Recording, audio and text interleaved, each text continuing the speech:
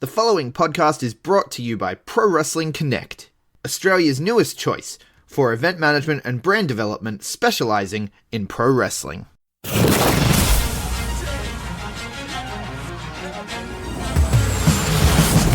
now, the B Plus Wrestling Podcast. Watch global. Support local. It's the B Plus Wrestling Podcast. The moves. B plus. Check it out! Here we go! You wanna mess with us? Cause we're standing on the ground, standing on the ground. You wanna mess with us? Cause we're standing on the ground, standing on the ground. Hello, and welcome to the Wrestling Landscape Podcast. I am your host, Lance Larson. The Wrestling Landscape Podcast is the casual wrestling podcast, the informal wrestling podcast. And on today's episode, I am drinking water because it's 8 a.m., so I'm not having alcohol. And I already had a pot of coffee, and I'm gonna get some espresso on my way to work. So more caffeine right now would be unwise. Anyway, if this is a Tokyo Dreamin episode of the Wrestling Landscape Podcast, and we are talking All Japan's Junior Tag Battle of Glory. Couple of title matches from Stardom on July the 15th and the 20th. The whole show on the 24th is not uploaded. I am planning on reviewing that whole show as part of a future Tokyo Dreaming episode. But that's the stuff we're talking about. Let's jump right in. I said this about my G1 update episode. And I was like, not a lot of hot takes. I feel the same way about this episode, but I'm sure just like that episode, I'll find something to riff about. Just because that's how it always goes. Like, I'm taking notes in these matches, and I feel like I don't have like any special opinion on it. And then the second I start talking about it, I'm like, no, you know what? Fuck this. And I go. Anyway. Junior Tag Battle of Glory tournament is continuing for All Japan Pro Wrestling.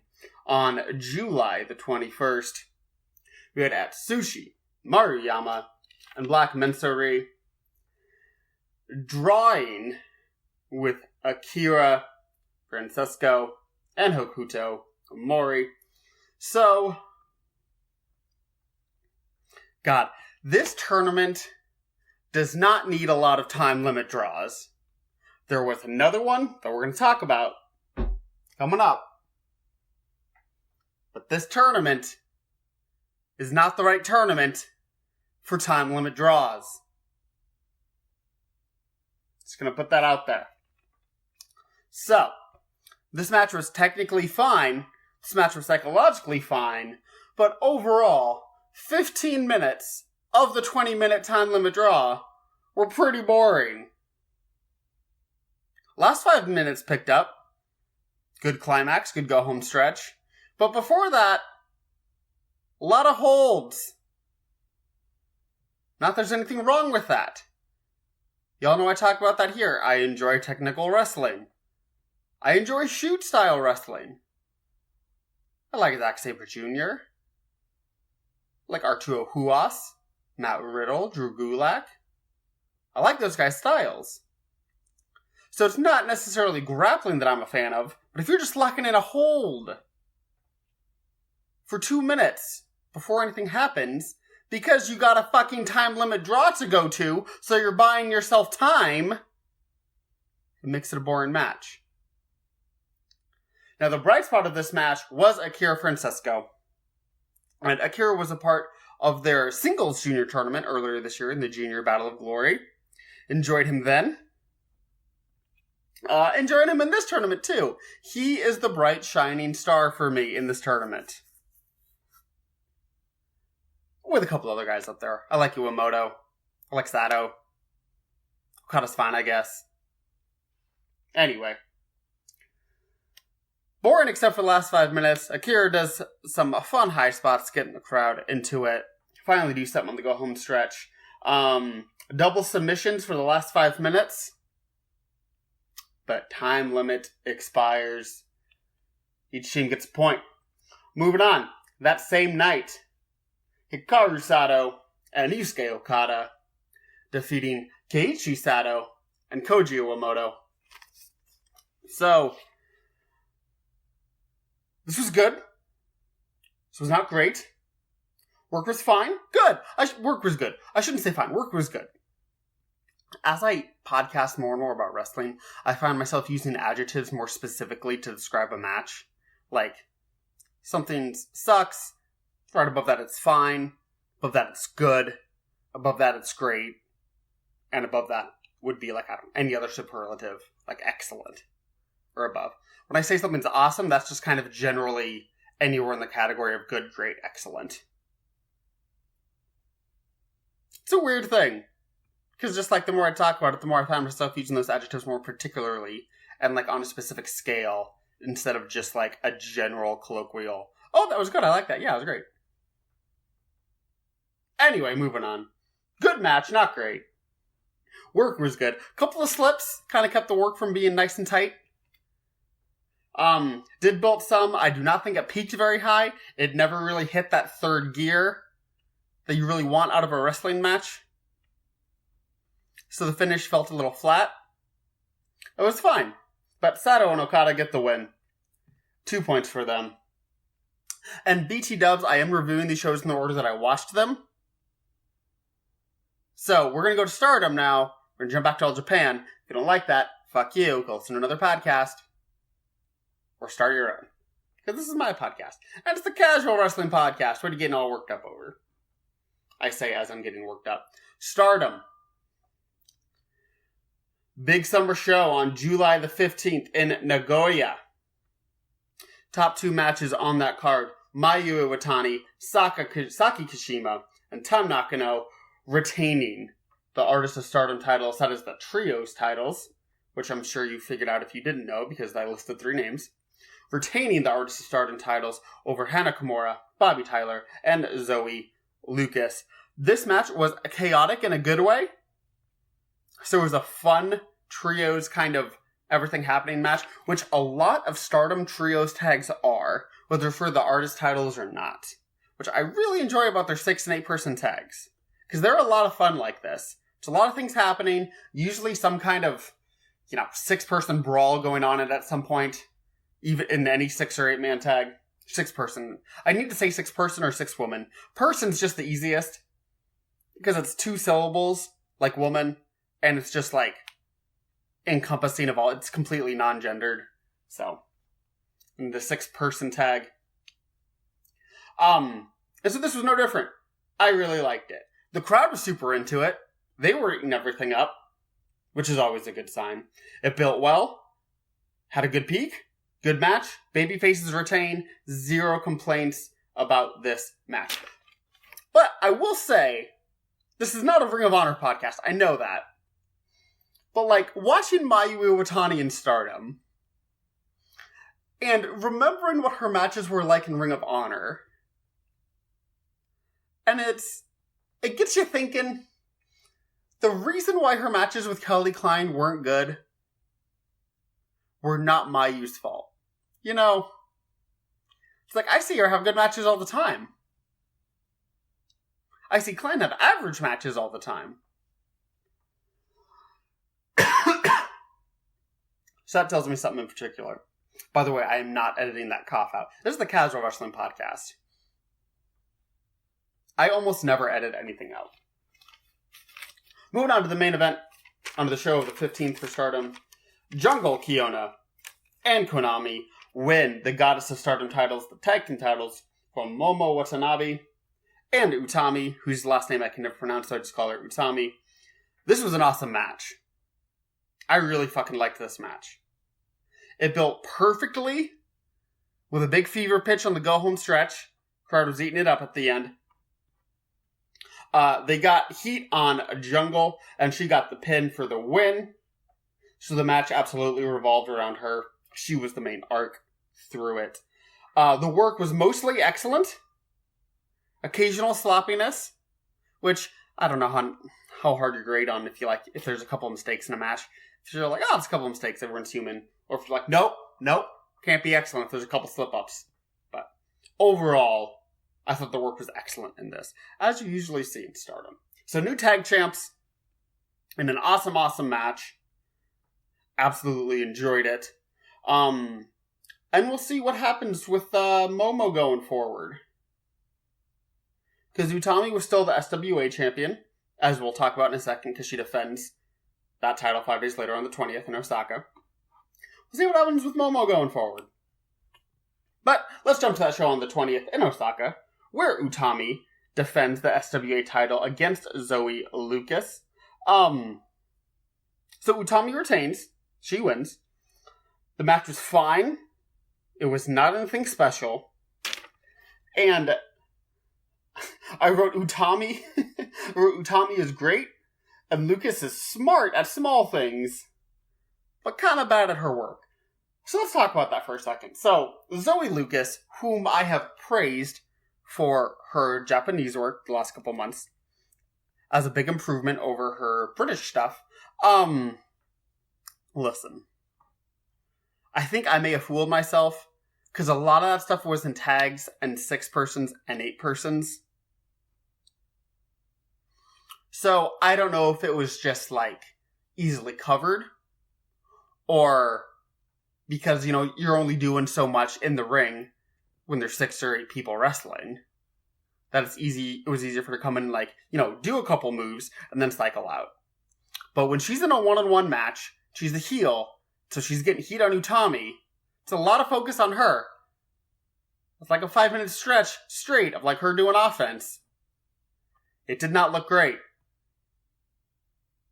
The work left a lot to be desired. Certainly a step below a lot of folks in Stardom. That said, I thought she was brilliant in the way this match was laid out. I thought she was very, very smart. Not even laid out. That's not even what I'm talking about. The psychology of certain spots and what move leads to a next move.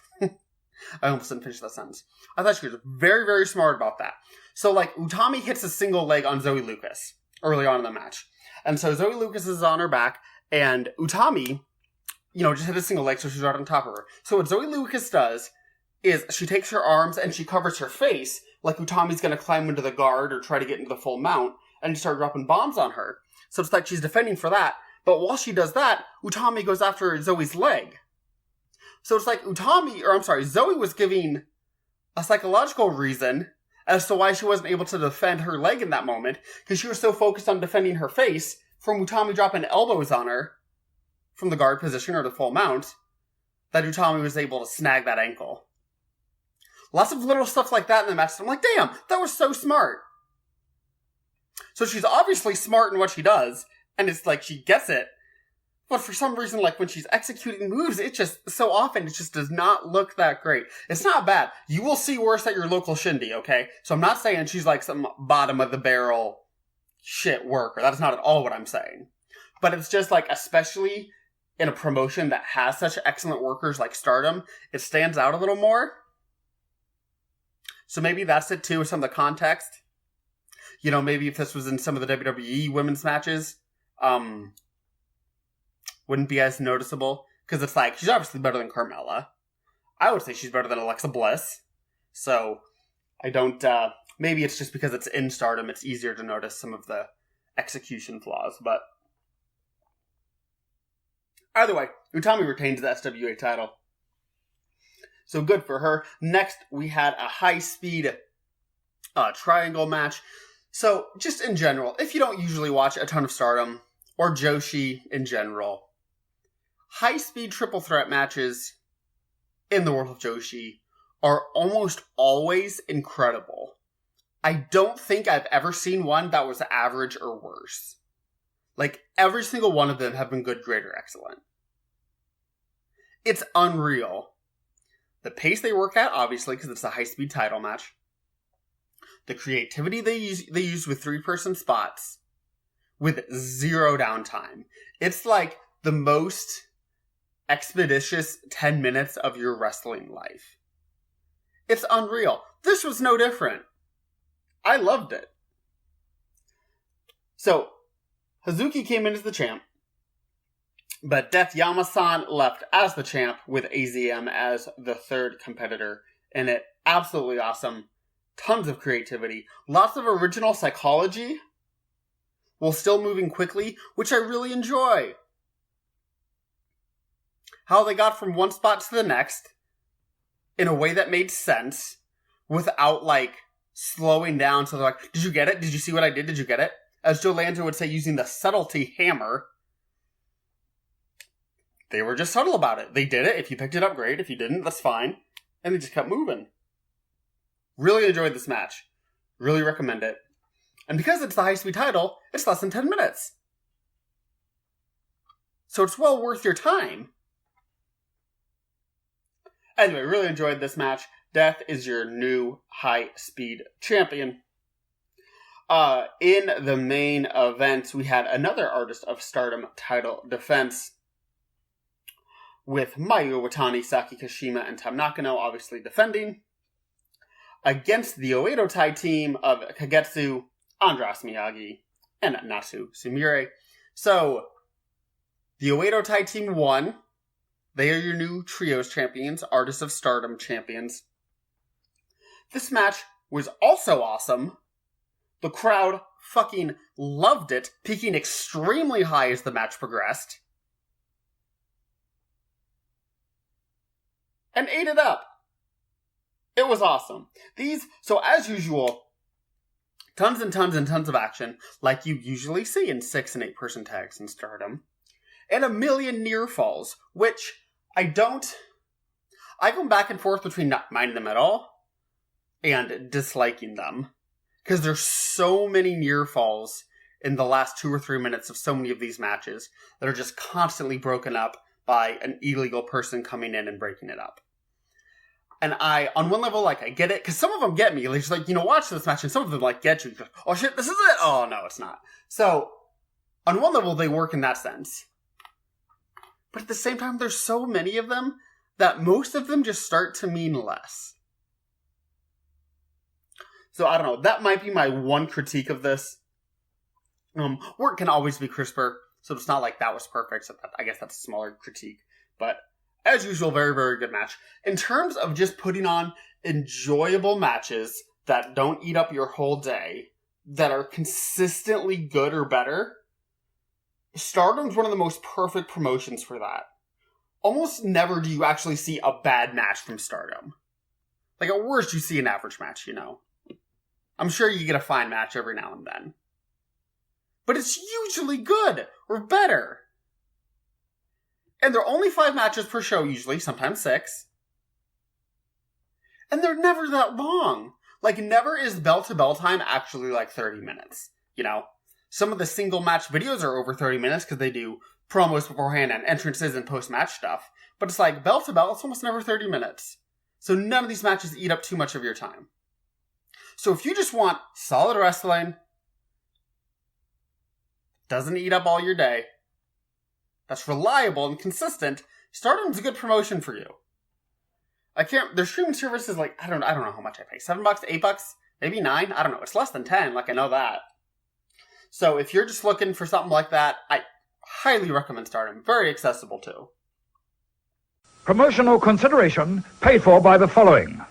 Hey everyone, just want to take a second to tell you about one of our new sponsors, OUTBREAK NUTRITION. OUTBREAK NUTRITION are creating supplements for survival, sharper minds, quicker reflexes, all the energy you need to take your performance to the next level, whether that be on the field, in the gym, on the gaming field. That's right, they have specifically designed gaming supplements as well to help you focus on those late night sessions. They even sell coffee, you guys, at OUTBREAK NUTRITION. You can get coffee pods, you can get coffee beans, you can get supplements for the bedroom as well if you want to enhance your performance there. These are performance enhancing supplements for every aspect of your life, specifically designed by gamers, for gamers, to stay fit and healthy in the gym, to stay sharp and focused on the game, and to dominate in all areas of life. So check out OUTBREAKNutrition.com, and for being a listener of our podcast, they will give you 10% off your order when you enter the code B+. That is BPLUS at checkout.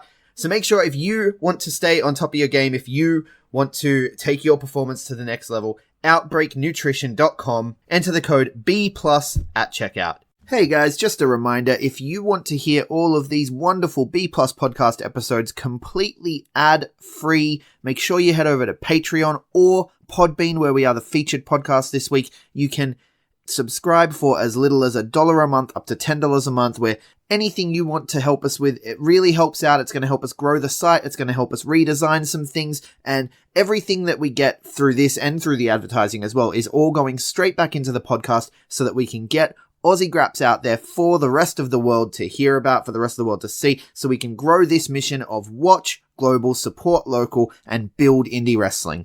So if you want to be a part of that and get some really cool rewards like call-in shows, bonus episodes, ad-free like I mentioned, then head over to patreon.com/theb+ and subscribe today. Anyway, that's all the we're talking about today. Like I said, they have a show on the 24th that we will cover sometime in the future. I don't know when I'll get to it. Maybe I'll do Dragon Gate's Kobe World, Stardom's show from the 24th, and just have those two shows be its own episode. We'll see. I don't know when the fuck I'm going to find time to watch Kobe World. Like, that show's already almost a week old, and I still haven't gotten around to it. Anyway, back to All Japan and their Junior Tag Battle of Glory tournament matches from July the 23rd. We had Yusuke Okada and Hikaru Sato defeating Akira Francisco and Hokuto Amore. Decent. Nothing special. Akira continues to shine in these matches, even more so than he did in the singles tournament. I think he's young. He looks super young. Listen, if this kid is older than 24, he does not look it, because he looks like he's 19 or 20. Like, he's a young-ass kid. He's an Italian worker. He's I believe his home promotion is Rising Sun in Italy, which I wish I could watch more of, but I have tons of trouble with the VOD, and so I gave up. Like, I lost money on it. I didn't try to get it back, because it's not worth it. It was only like $6 or $7 anyway, and I could not figure it out, so. Anyway, I wish I could watch more Rising Sun. Probably have more consistent Eurographs episodes from the rest of the landscape if I could, to be honest. They don't do a ton of shows that hit tape anyway, so it's not like it'd be giving me content every week. Anyway, that's not what we're talking about. This is not a Eurographs episode. We're talking about Akira in Japan, and he's doing well. So he's someone that other promotions might have their eye on, because I think he's obviously improved from even a few months ago in February during the Junior Battle of Glory, the singles tournament. And he obviously keeps getting work in Europe. I'd like to see him get more work in Europe. I think that'd be good. I think to see him more in WXW, GWF, APC in Paris, White Wolf in Spain, in the myriad of places in the UK and Ireland would be good for him. Because he's good enough to be featured more. I wonder why he's not. Curious. Sometimes with weird things like that, there's politics behind it. And other times it's just so much as these promoters don't know him, so... It's weird because you never know what to read into and what to not. Anyway, on that same show, that show from the 23rd, we had Kagatora and Yosuke Santa Maria defeating Banana Senga and Tutsumi Usugi. Decent. Too much comedy. Still some good work. But the comedy held it back from really meaning anything. Which is a theme you will see with Yosuke Santa Maria. So the match was fine. Nothing special to write home about. Pretty short. Because like I said, there's a 20-minute time limit on these. So even when it draws, it's not insanely long. And finally, last couple matches we're going to talk about. The Junior Battle of Glory tournament continued on July the 24th for All Japan. Akira and Omori have another time limit draw. I guess they weren't in the first one. But there's another time limit draw in this tournament between them and Yusuke Santa Maria and Kagatora. So like I just said, a comedy match, which is, if Yusuke Santa Maria is in it, it's going to be a comedy match, does not need to go to a 20-minute draw. In any way, shape, or form. I don't know what the point of the booking of this tournament is that you need 2 draws for such a small tournament. I don't understand. I absolutely do not understand. Like, what in the flying fuck? No comedy match needs to go 20 minutes. Especially a 20-minute draw. So the work itself was fine, apart from the comedy. But the comedy killed any drama it might have. Totally undercut it. Moving on. We had Banana Senga and Tsutomu Usugi defeating Koji Iwamoto and Kaiichi Sato. Solid match, short match. Roll-up pin out of nowhere for the win. Didn't feel like it built to anything. Didn't feel like it peaked. Just kind of happened. And the match was over. So it was fine. There was some good work. I mean, like, you hear Iwamoto and Sato and Banana and some of those names, and you know there's going to be good work in it. There's nothing special about it. This tournament is so bizarre. So it's... I feel like overall, I'm way more thumbs up on it than I was with the singles Junior Battle of Glory in February. But, like, a comedy 20-minute draw in a tournament that's already so small and so short, like, that, I can't wrap my mind around that. And why this tournament needed any draws is beyond me. So I just, like, I don't know. Like, the work's fine. Most of the work's fine. Even good. There's been some good work here. That opening night in Cork, and, like, you guys heard my review of that. My longtime listeners will. I was super high on those tournament matches. And I'm like, oh, Jesus. I'm going to like this tournament so much more than I thought I did. Then we get into the meat of it, and it's just like, you know what? I'm not. So, the Junior Battle of Glory tournament was very up and down. Some matches were atrocious. Some matches were very, very good. And this is more middling. I don't think it's hitting the lows that the singles tournament hit. I also don't think it's hitting the highs either. Maybe one of the Korakuen matches did, but maybe not. I'd have to go back and review my notes for the singles tournament from February. So I don't know. It's just bizarre. And like All Japan having trouble with consistency. All Japan is such a bizarre promotion for me in the sense that, and I've talked about this before, I adore the top of the card for All Japan. Miyahara is one of my favorite wrestlers in the world. Absolutely unreal. And he has some good foils. Zeus is good, Ishikawa's good, Sawama's good. I think Dylan James is good enough. I think Joel Redman is a fun gaijin to bring in here and there. I like Koji Iwamoto. I like Lia Nomura. But if those guys aren't in the mix, it's so disappointing, if I can be honest. So All Japan needs some depth. And most importantly, they need challengers for Miyahara. I really feel like they need a really hot feud for Miyahara. Draw some houses, get some attention in the West, to hopefully kickstart a business growth for them. Because I just don't know what else they're gonna do. Because tours like this can't be drawing that much. I know Voices of Wrestling, sadly I did not read the article. I've barely had time to watch the wrestling I want to watch this week. Voices of Wrestling had an article about All Japan houses, and Dave Meltzer commented on it in the Wrestling Observer this past week about how houses are down or steady, depending on where they are. And so honestly, they need something. I don't know if it's a good gaijin name they bring in. I guess it wouldn't be Elgin, because Impact's still technically working with Noah. And I guess it wouldn't be Davey Boy Smith Jr. either, because MLW is also working with Noah. Why is All Japan not getting in on any of this action?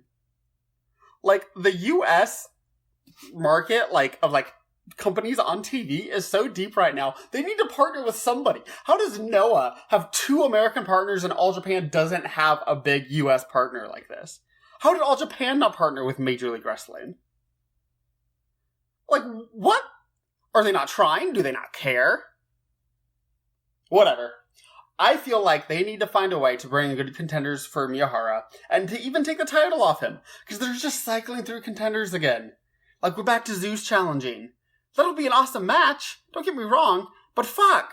We need something fresh for Miyahara, because he's the ace, he's the top guy, he needs to stay on top. He is the draw for this company. He needs fresh foils, though. So I think partnering with a company is the best idea. You know, whether it's another company in Japan, whether it's OWE, you get some Strong Hearts in there, have T-Hawk challenge him, Shima. Maybe even actually bring some of the Chinese wrestlers instead of the Strong Hearts. Aben? Miyahara could carry Aben to a great match, I think. Aben's got a good look. The stuff he can do, he does well. I think Miyahara and Aben could be a really fun match. Now, would Aben draw? I don't know. But, like, if you do an OWE invasion, a Strong Hearts invasion, like Strong Hearts was doing in Japan last year, you know, he can turn away Shima, he can turn away T-Hawk. But Shima's like, and Lindemann too, he can turn away Lindemann. And Shima's be like, okay, so you might have turned us away, but here's my prize pupil. Here's our top guy in Shanghai. Can you stop Aben? You know, get Aben some good strong tag wins. Have Shima put him over big. Like, not put him, like, lose to him, I mean, but, like, just on the mic, just continuously put him over. Talk about how great he is, make him look strong in matches. There's something there! If I'm All Japan, I'm doing something like that. And I'm looking for an American partner, too. Gotta freshen things up. Maybe even the NWA? You know, Eli Drake's not exactly a big draw, but at least she's a fresh face.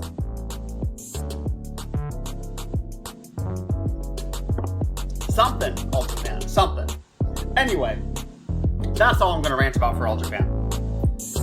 This has been the Wrestling Landscape Podcast, Tokyo Dreamin', talking the Junior Tag Battle of Glory, Stardom, All Japan in general at the end. I am your host, Lance Larson. Thank you so much for listening. And as always,